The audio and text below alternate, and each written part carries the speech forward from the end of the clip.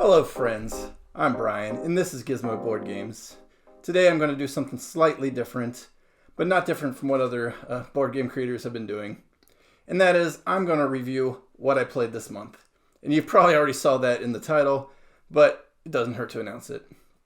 So, I've been keeping track of my board games played on the BG Stats app on my phone, and also on BoardGameGeek.com.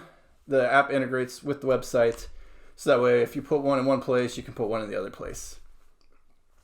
So, using the app, I realized that I have tabulated 60 total games played in the month of March, 24 unique games. And I will cover those 24 unique games in a little quick run through here. That is the plan. And the plan is to try to do this all in one take, so bear with me as I try to do that. One thing of note, I started this blog, video blog, whatever you want to call it, here on YouTube. On 28 February was my first video. So a month ago, which means I filmed about a month and a week ago, my first video. And in that video, I said I don't have people to play with very often. And ever since that time, the people I played with has gone up a bit. I had a game group that I wasn't playing with much because of the COVID and other situations, the holidays and everything. And I've been able to meet with that game group every other week again, pretty much ever since that video filmed. So we've been able to have people over, and I've played with them. Not only that, people I work with have been interested in playing some board games. So I've had separate board game nights with people I work with as well. So all in all, I've had 2 or 3 board game nights, every couple weeks. Probably 6 or 7 different board game group nights throughout March. And so that's been a change for the better, and hopefully that can keep up and I can keep playing new things and providing new content. That said, I'm going to get to the list of games I played in March. And I'm going to do this in chronological order. Some of these games I played multiple times, others only the one time. But the first game I played was Sushi Go Party. I played this one a few times in a few different groups throughout the month. It's just a fun little party game. Take a hand of cards. You're going to pick one and pass them on, and the cards go around the table. Everybody gets points based on what they played throughout each round. It plays fast. It plays easy, and it's really fun. I think it's supposed to play 3 to 8 players. So that one fits pretty much any number of players, and it's just a real fun time. Sushi Go Party. The second game I played is Isle of Cats, wherever it is behind me here. Isle of Cats. I played before I got the expansion, so that one's definitely due a replay here. Hopefully in the next month or two, I can get the expansions I got, the Beast and Kittens expansion, onto the table, and we can play that. I played Isle of Cats. I think we played 2 games, a group of 4 of us. The day before my expansion arrived, we were cleaning up the game, and I told them, hey, I don't have to worry about cleaning up too much because I've got the upgrade, everything coming with the dividers. So we pretty much threw everything in the box, and I was like, within the next week, I'll probably be organizing it, and it was literally the next day. So that's exciting. I've got, everything ready to go. Isle of Cats, just a fun little tile placement, a little bit of card playing, and it's got a family version, a solo version that works really well, and of course the main game. The third game I played is Con of Cons, and that's something I kickstarted, one of my first Kickstarters, if not my first Kickstarter. It just looked interesting. Basically, you're just going around to different areas on the map, taking a card, and either you're going to get cows, you're going to get, I forget what they're called, but the little guys that kind of give you blessings, or you get some curses which scare off your cows. Basically, your idea is just to corral as many cows as you can before you lose them. So it's a little bit of pressure luck on the table because you only can corral twice as the game goes on. So you've got to decide when to corral versus when not to, and you can steal cows from other players as well. It's just really interesting, little fun family game. The next game I played was Bang, the dice game. I enjoy Bang, the dice game more than the card game. I've played both. I own the dice game, don't own the card game. And it's just, it's a roll. You do things. You're trying to kill a sheriff or help the sheriff. It's a hidden roles game. Plays to 9, I believe. I might be wrong on that. Don't quote me on it. But it's just real fun, real easy to play, again, in a large group. The next thing I played was Red Rising. I got that one from Stonemeyer Games. Came in the mail. It was my choice game of the month for, I think, February, and I got it in early March. And I enjoyed that one. It's a little card building tableau, or not really tableau, but you're organizing your hand and playing onto the board, and you're getting resources from what you pick up, and it's moving the people around. Based on a series I don't know anything about, Red Rising, but the gameplay is all right. I prefer other, deck builders, hand builders, whatever you want to call them. But it's all right. It could be a lot to learn, though, if you're not familiar with the characters already. You might not get what they do by looking at them for quite a few plays. But I could see it once you play with a group that knows the cards pretty well. It'll probably play pretty quick and could be even more fun. But as it is, it's a decent game, and it did the job. The sixth game I played this month is Small World. I had Small World for a while. I played in the past, and I didn't really care for it. I'm not big on the area control type games and take that type games. And that's what Small World is. It's going over and beating up your opponents to take the land and hope you've got the most points at the end. But each character has its own unique abilities that mix and match. The class versus the characteristics. So every game is unique. It's always going to be unique. I've got the Compendium expansion, so I've got quite a few classes and races, whatever they're called, races and abilities to play through. So I can play that a lot, and I enjoyed it this time around. I bought it knowing other people liked it and hoping we could get it to the board at some time because I didn't have any area controls really, and I was able to get that to the table with a small group, and we had a good time with it. And it's not hard to teach and learn. So that makes it better. It can be a little confusing, as you got to refigure out what the races and classes do every time. But once you figure out what you're using, it's not too bad. All right, I'm going to take a drink real quick, and then I'll move on to number 7. All right, so I planned a family day, so the next 2 are going to come from playing with my family, my kids, my wife joined in the first one. The first one my youngest daughter picked, and that is the Game of Life with the Pets version from 2013. They've got a few different variants. We have the Pets version. My daughter loves this game. It's the Game of Life. You spin the wheel, you move the places, you collect money or pay money. Nothing complex about it at all. But the family enjoyed it. We had a good time, and my daughter won. So good on her winning the game she picked and really likes. The one we played after that was Zombie Kids Evolution, which I got basically as a Christmas present. We used a gift card to buy a family game for ourselves and our kids, and we played Zombie Kids Evolution, and I like this game. It plays real quick and easy. You just on your turn you're going to move a character and beat up a zombie hopefully, and try to lock the doors where the zombies come in before you get overrun by zombies. It's not scary at all though, even though it says the zombies. Nothing scary about it. And it plays quick, and the best part about it, it's an evolution game. So every time you win a certain number of games, I think it's 3 or 4, and it's got some achievements to do that give you extra points too. But when you meet certain point marks, you get an envelope, and the envelope is going to provide you with variants to the game. I think we've opened 2 or 3 envelopes now of the 12 to 15. I don't remember exactly how many in it, but we've enjoyed playing it with me and my kids, and we can play it right before bedtime, no problem. Get a game in real quick. So we did that a few times, and everybody's been enjoying it and waiting to see what we get next out of the next envelope. So little legacy style games for the family. I really enjoy that. The next thing I played was World Shapers. It's a little another tableau card building, hand passing. I don't remember the exact terminology, but it's another game where you start with a hand of cards. You're going to pick one and pass them on. I've got a review for this. I filmed. Not released by the time I release this one, but that should be coming soon. A little run through and my review of that. I played that a solo version and a 4-player version of that. The next 3 are all related, and they are bucket shy little wallet games, card games, 18 cards. Sprawlopolis, Agropolis, which was the sequel, and Combopolis, which combines the 2 into one big game. And with that game, you're going to lay 3 cards out for your goals, and you're going to play the other 15 cards and try to build the best city or farm that you can, and you get points for based on the goals you're trying to achieve and how your agriculture and your your city infrastructure, or in parks, or whatever, the animals in the Agropolis game, how those align. It's a pretty easy, quick playing game. I played all three of them quite a handful of times because you can play it in 5-10 minutes. Not hard at all. Plays.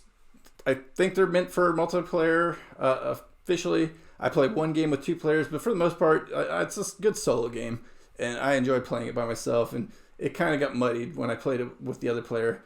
So it plays to 4, but I recommend them as a solo game personally. But easy, a lot of fun, and button shy games makes a lot of those wallet games. And I've joined their game of the month club, so I'll be getting more of those in the future and maybe get some reviews out. The 13th game I played, Race for the Galaxy, it's one of my favorites. You're building a tableau, an engine builder in your tableau, and you're just racing to get the most points or to end the game before the other players can start, getting their engine going. So it really is another hand management race game. And I'll probably do a review of this sometime in the future. Don't hold me to it, but that's kind of in my plans. I really enjoy Race for the Galaxy, and I was able to play this a few times in March. The next one is Terraforming Mars Ares Expedition. So I received this one also recently. It's another deck tableau engine builder. I really enjoy playing with cards and playing with engines, and Ares Expedition meets all that. I'd played Terraforming Mars in the past, and it was just a bit much for me, and Ares Expedition cuts out some of the fat. They do have a Kickstarter going as I film this right now for the 3 expansions, which I'm excited for. I did kickstart, or I did back it. I don't know how much I get on it. The one thing that intrigues me about it when you check it out is the Crisis expansion, because that adds the co-op version of the game, so you don't have to play against people, but you're playing with people, and I enjoy that aspect, and it really helps bring non-gamers into the hobby. If you say, hey, don't worry about it, you don't have to worry about thinking too much, we'll help you out, we play together. So if you got questions, we definitely are here to help you. So Ares Expedition for Terraforming Mars, I played that solo a couple times and with a group of 4. The 15th game is Subterra. That's something I picked up when I was at Essen when it came out. And I haven't played it a whole lot, but I do enjoy when I do get it on the board. It plays 1 to 6 players, and you're always going to play with 4 characters. So just be mindful of that if you're playing solo or with 2 players, that you're going to have to, what am I looking for? What's my word here? You're going to manipulate multiple characters, so that is something to keep in mind. It's really fun, though. You're flipping out tiles, and you're building the cavern around you, and you're trying to escape the horrors and dodge all the bad things that are going to go off as you go. And it's surprisingly difficult in winning, even though it's really easy to play. The 16th game I played is Shadows over Camelot. I got this one from the library. I had my eyes on it for a long time, hearing people talk about it. I've almost blind bought it a few times, but I saw they had it at the library, and now that I've got some game groups coming over, I was able to rent it from the library. I don't think rent's the right term, but you know what I'm getting at. Shadows over Camelot, you're playing co-op, but there's a chance somebody's going to be a traitor.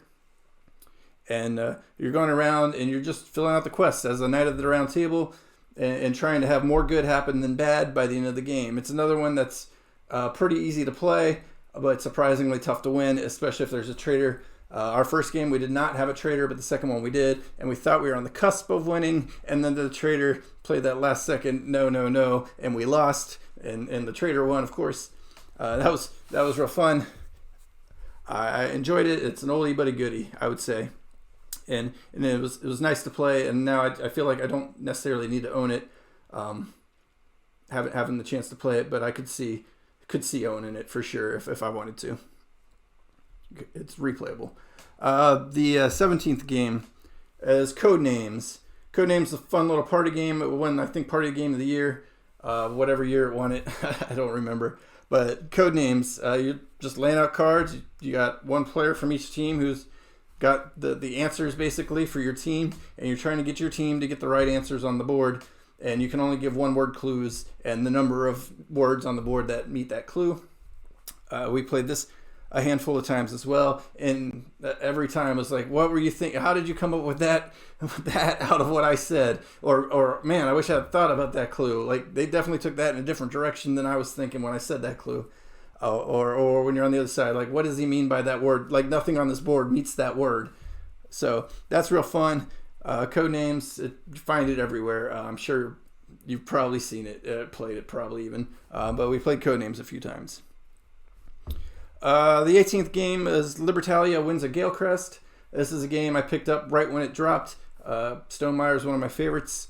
And Libertalia, I played it in the past and had an okay time. But watching the reviews from other YouTubers and talk about the changes and the fact that it has a solo player gameplay that really has a great automa system.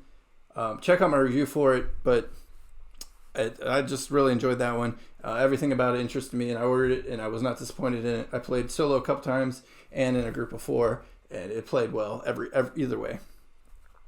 I believe that one plays to 6 as well, so it's another one that can coordinate a larger group. I'm going to take a drink real quick, and then we'll move on to the last few.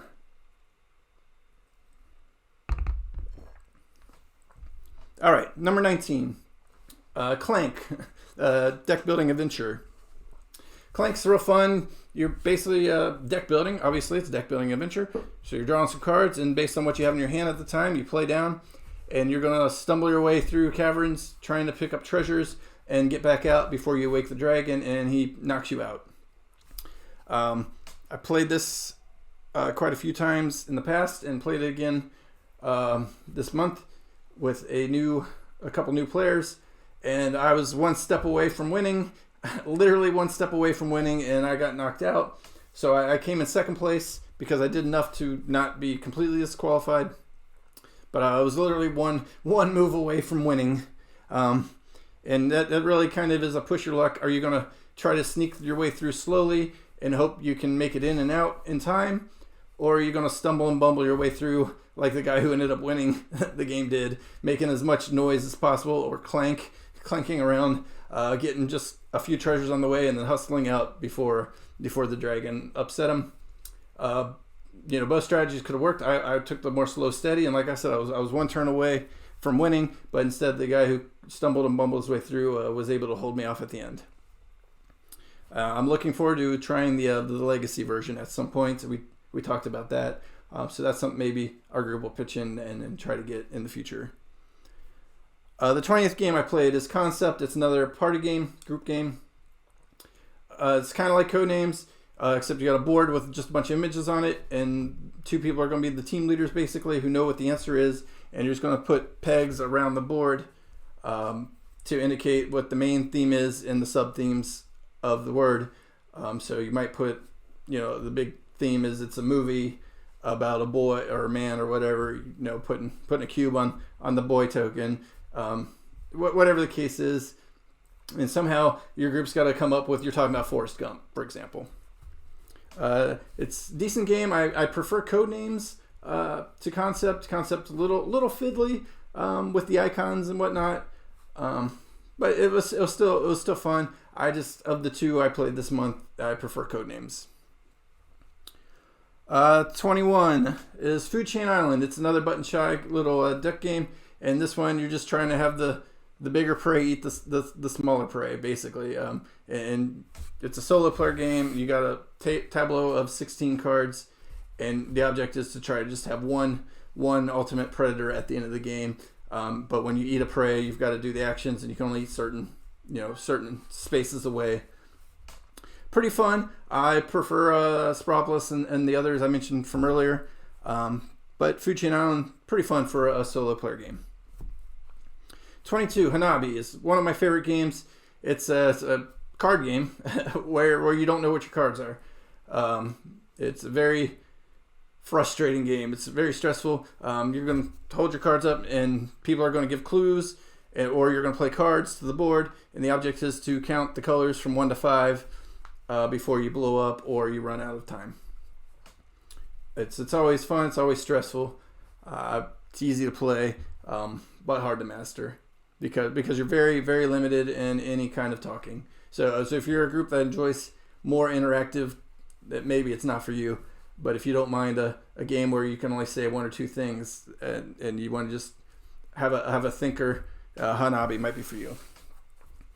The 23rd game I played was Concordia. Concordia is one of my favorite games of all time, and it was nice to have people come over who were willing to really put the mental toughness into it. Concordia is a game where you're managing your hands. You can only have so many actions, and once you play the card to do the action, it's not in your hand anymore until you gather all your cards back. So your resources are limited, your money's limited, your movement's limited. Everything in the game is very, very, very managed heavy. So you've really got to plan things out, what you're trying to do, to go around the board and establish your colonies, to generate your resources and money. And you're trying to appease the gods in the end. So you need to collect more favor from the gods for what you're doing to get the points at the end of the game.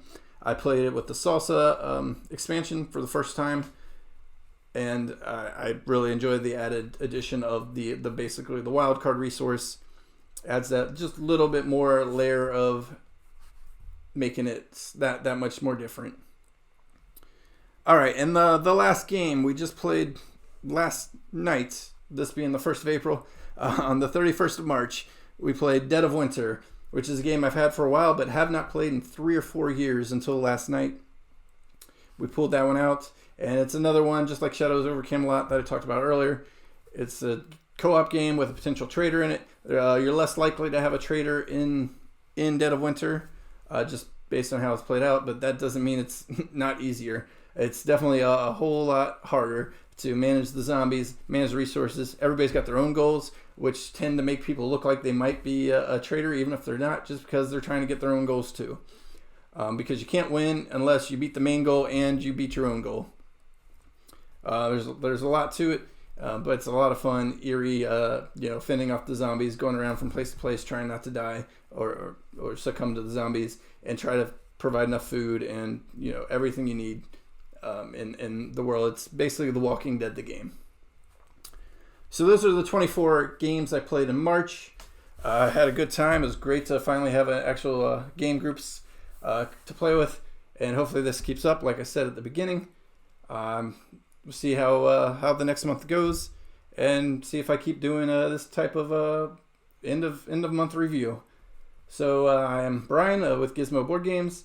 I appreciate you coming in. Please leave a comment about what you played. Hit the like button if you like what I have. Let others know. I really appreciate it. And I will see you next time. Thank you.